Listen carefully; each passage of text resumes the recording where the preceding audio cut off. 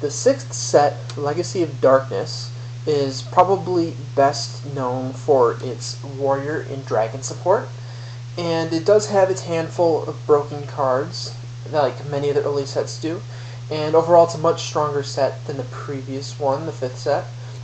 The first honorable mention, Injection Fairy Lily, is a card that saw a lot of play earlier in Yu-Gi-Oh's history, but at this point it doesn't really see very much play at all. It's pretty much a normal summonable monster with over 3,000 attack at the cost of a lot of life points. At this point, this card is probably most notable because it's actually an out 2 Apocrypha killer, which could actually be potentially relevant. So this used to be a good card, though it doesn't see any play anymore. The next two honorable mentions do see some play. Fiend Comedian sees some play in decks that try to mill a lot of cards. This can potentially get you a very large number of mills, and it can also potentially disrupt your opponent's plays by banishing the cards from their graveyard. However, this card does rely a lot on your opponent to have cards in their graveyard, and it also relies on luck. This was probably best played in a Lightsworn Mirror.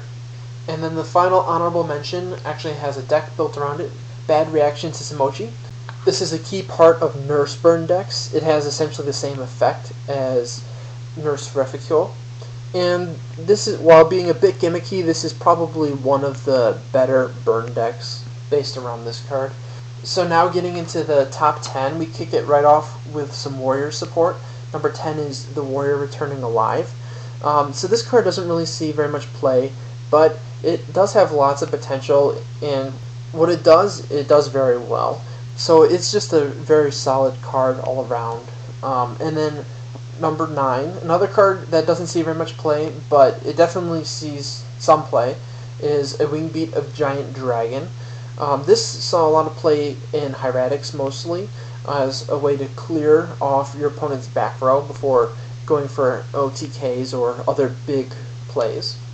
This can be hard to see coming in a format without Heavy Storm, and when you get the card off successfully, it is very devastating. In 8th place, we have Creature Swap. Creature Swap sees a lot of play in decks that use floater monsters, where it doesn't matter if they're destroyed on your opponent's side of the field, you still get value out of them.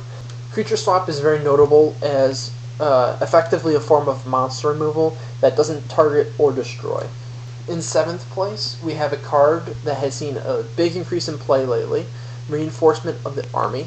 This card is now at 3 after being at 1 for a very long time, and with Satellar Knights being meta, Reinforcement of the Army is seeing more play than it has in a long time. And it's still one of the best searchers in the game, and it's the benchmark that all other search spells are compared to.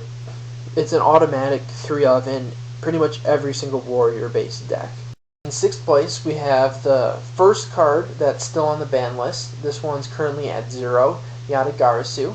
Yata Garasu was involved in the Yata lock, which resulted in everything involved getting banned. Yata was banned, Witch was banned, Sangan eventually was banned, and Chaos Emperor Dragon was, of course, banned. Nowadays, the Yata lock is much harder to pull off without Chaos Emperor Dragon being the main part involved in that. For the most part, Yata Garasu is just basically a +1 every time it inflicts battle damage. Your opponent loses their next draw, so you're taking one potential card away from your opponent. And then Yata will bounce back to your hand to make it harder for your opponent to destroy it. So Yata by no means is broken anymore without any easy ways to create the lock, but it's still a very good card, and it would probably see some play in Spirits if it came back. In 5th place, we have one of the staple traps of most formats, Bottomless Trap Hole. The card is currently at 1. This is arguably the best summon response trap in some respects, because it banishes the monster instead of sending it to the graveyard, which helps you play around a lot of cards.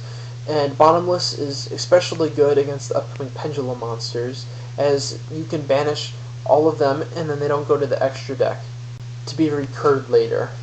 It doesn't really see as much play this format because it's not very good against Burning Abyss, and against shadows, it's only really good against the chaos monsters, the Lightsworns if they play them, and of course Construct. Start getting to the more ridiculous cards. We have Super Rejuvenation. Super Rejuvenation really didn't see very much play outside of Exodia decks until the Dragon Rulers came out, and they made full use of Super Rejuvenation to draw a ridiculous amount of cards. And honestly, Super Rejuvenation was kind of just asking to get broken by something. It's an open-ended draw card where you could potentially draw a massive number of cards without restriction. And then in third place, we have another card that's been banned for a very long time, Fiber Jar. It's extremely unwieldy. It has a ridiculously powerful effect, but it could just as well hurt you as help you. If it came back, it would be interesting to see if anybody can make any decks built around this, but I'm sure somebody would probably come up with something. And then in second place, we have Royal Oppression, one of the most ridiculous floodgate cards ever made. So back when Royal Oppression was allowed, what people would do is they would just establish dominant fields and then flip up Royal Oppression, and their opponent would have to try to somehow destroy Royal Oppression with, say, like an MST or something.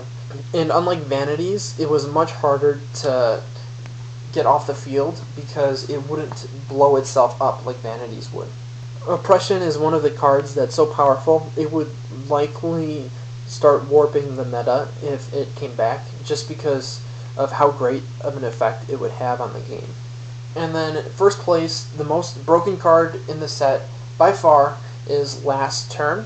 There are ways that you can manipulate Last Turn to give yourself an auto win, and your opponent can't do anything about it, besides just negating the activation of Last Turn. For example, if they had a monster like Fossil Dyna or Archlord Christia on the field, then you would not be able to special summon a monster because of your opponent's card's effect, and then you would just lose because you wouldn't have a monster on the field. So Last Turn decks are able to score cheap, easy wins off of this card's effect.